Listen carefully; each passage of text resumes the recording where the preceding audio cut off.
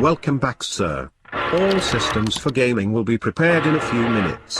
Welcome everyone. Hopefully तुमचा सगळ्यांचा अभ्यास सुरूच आहे. तर आज आपण इथं युनिट 10 हायर एज्युकेशन बद्दल माहिती पाहणार आहोत. त्याबद्दलचे 5च्या 5 क्वेश्चन आपल्याला कसे सॉल्व्ह करता येतील याचा आपण प्रयत्न करूयात, कारण क्वेश्चन फारच सिंपल आहेत आणि बहुतांश वेळी आपल्याला ते टॅकल करता येऊ शकतात. चला तर मग स्लाइड पाहूयात.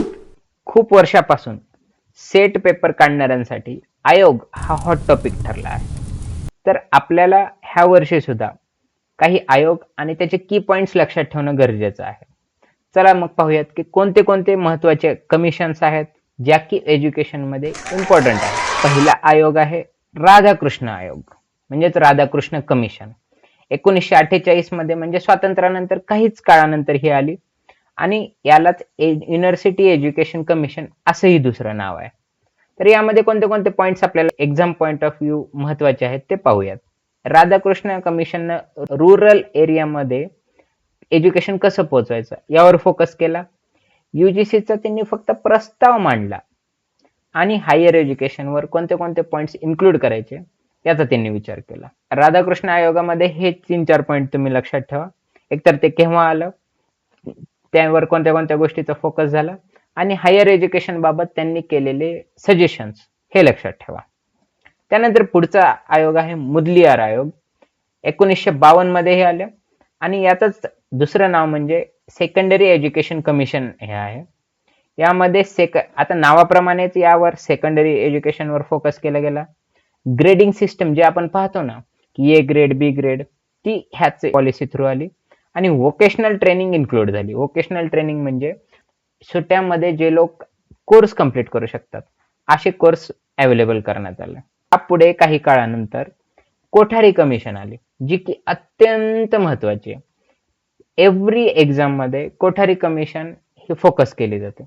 तर 1964 मध्ये ती आली आणि याचंच दुसरं नाव एज्युकेशन फॉर नॅशनल डेव्हलपमेंट असंही आहे. यामध्ये आतापर्यंत जे आपण शिकत आलो 10+2+3 हा पॅटर्न होता, म्हणजे 10वी 12वी आणि नंतर डिग्रीचे 3 वर्ष.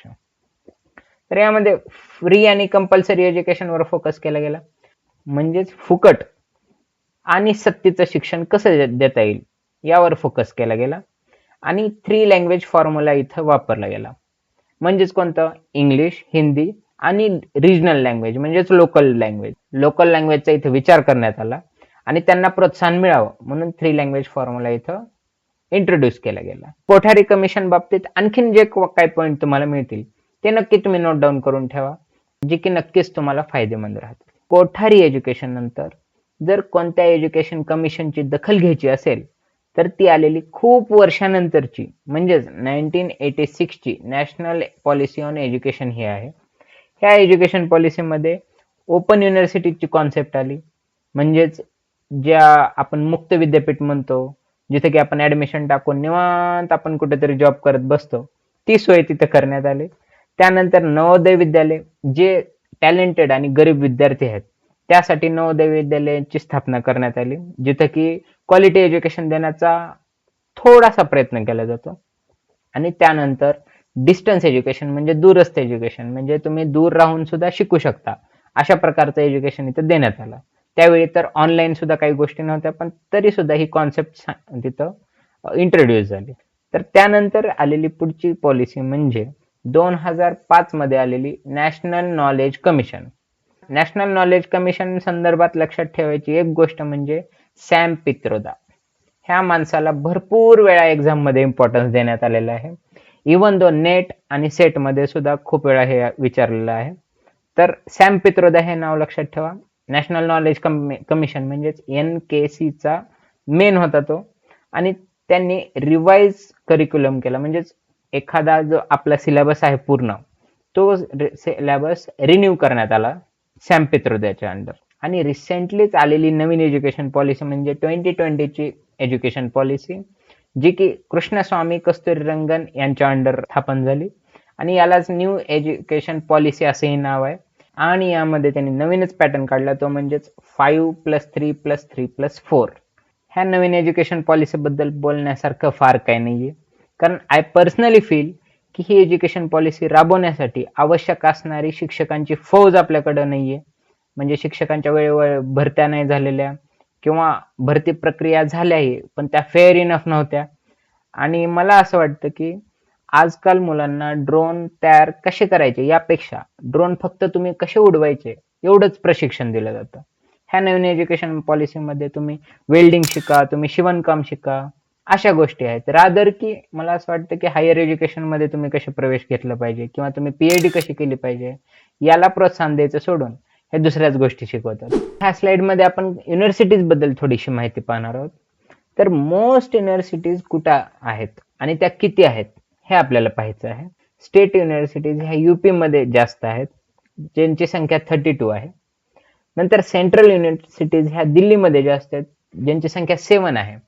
म्हणजे सेंट्रल युनिव्हर्सिटीज म्हणजे ज्या ऍक्ट ऑफ पार्लमेंट नुसार इस्टॅब्लिश झाल्यात, त्यांना पार्लमेंट थ्रू स्थापन करण्यात आलेलं आहे. आणि प्रायव्हेट युनिव्हर्सिटीज राजस्थानमध्ये आहेत, त्यांची संख्या 46 आहे. प्रायव्हेट युनिव्हर्सिटीज म्हणजे ज्यांची फंडिंग स्वतःच त्यांनी करायची आणि त्यांना ऑटोनॉमस असा स्टेटस पण असतो. आणि डीम युनिव्हर्सिटीज ह्या तामिळनाडूमध्ये सगळ्यात जास्त आहेत, 28. डीम युनिव्हर्सिटीज आणि प्रायव्हेट युनिव्हर्सिटीज मध्ये फरक एवढाच आहे की डीम युनिव्हर्सिटीला फंडिंग ही गव्हर्नमेंट थ्रू मिळते आणि प्रायव्हेट युनिव्हर्सिटीजला त्यांची फंडिंग उभी करावी लागते. आणि टोटल युनिव्हर्सिटीज राजस्थानमध्ये सगळ्यात जास्त आहेत, त्यांची संख्या 82 आहे. ह्या सगळ्या टाईप ऑफ युनिव्हर्सिटीची संख्या कोणत्या राज्यात जास्त आहे हे मी इथं शो केलेलं आहे. एका वर्षी हा क्वेश्चन आला होता म्हणून हा पॉइंट इन्क्लूड केलाय. आता आपण इथं काही ओपन युनिव्हर्सिटीज बद्दल माहिती घेणार आहोत. तर फर्स्ट ओपन युनिव्हर्सिटी कुठं स्थापन झाल्या ते आपण क्रमाक्रमाने पाहू. तर इंग्लंडमध्ये फर्स्ट ओपन युनिव्हर्सिटी स्थापन झाली 1969 मध्ये. त्यानंतर 1982 मध्ये इंडियामध्ये हैदराबाद येथे पहिली ओपन युनिव्हर्सिटी आली, ज्याचं की नाव आहे डॉक्टर बी.आर. आंबेडकर युनिव्हर्सिटी. आणि महाराष्ट्रामध्ये 1989 मध्ये नाशिक येथे ओपन युनिव्हर्सिटी आली, ज्याचं की नाव आहे यशवंतराव चव्हाण मुक्त विद्यापीठ. तुम्हाला माहितीच असेल. आज माझी तब्येत थोडी नासाज असल्यामुळे आपण ह्या कमीच स्लाइड पाहूयात आणि होपफुली नेक्स्ट व्हिडिओ लवकरच घेऊन येऊ आणि त्यामध्ये आपण उरलेले सगळे पॉइंट हायर एज्युकेशन संदर्भातले कव्हर करू. तर आज आपण काय पाहूया, एक क्विक रिव्हिजन मारू. सगळ्यात महत्वाचे आपण आयोग पाहिले. राधाकृष्ण आयोग महत्वाचा आहे, कोठारी कमिशन महत्वाचे आहे, लेटेस्ट आलेली न्यू एज्युकेशन पॉलिसी बद्दल पण तुम्हाला इन्फॉर्मेशन घेणं महत्वाचं आहे. त्यानंतर आपण काही मोस्ट युनिव्हर्सिटीज पाहिल्या की कुठं कोणत्या टाईपच्या युनिव्हर्सिटीज सगळ्यात जास्त आहेत. तर स्टेट युनिव्हर्सिटीज एमपी युपी मध्ये आहेत वगैरे वगैरे. आपण लास्टचा पॉइंट पाहिला ते म्हणजे फर्स्ट ओपन युनिव्हर्सिटीज ह्या जगामध्ये पहिली स्थापन कुठे झाली, त्यानंतर इंडियामध्ये कुठे झाली आणि महाराष्ट्रामध्ये कुठे झाली याबद्दल आपण माहिती पाहिली. भेटूया पुढच्या स्लाइडमध्ये. तोपर्यंत काळजी घ्या आणि अभ्यास चालूच ठेवा. गुड लक एव्हरीवन.